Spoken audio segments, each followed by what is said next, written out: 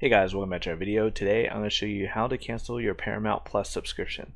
So here I am signed on to Paramount Plus on my phone, just a web browser, and I'm just going to click on my account here, and then at the top left you'll see those three lines. So click on the three lines, and from here you're going to click on your profile picture for your account, which will bring you to another drop down.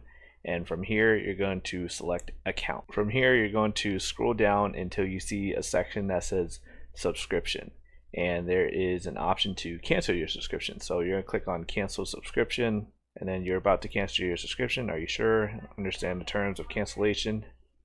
And yes, cancel. And then you can select whatever reason that you want. Let's just say I see too many ads. I'll click there and then select complete cancellation. And there you go. That is how you cancel your Paramount Plus subscription. If this video helped out, hit that like button. Thank you guys for watching.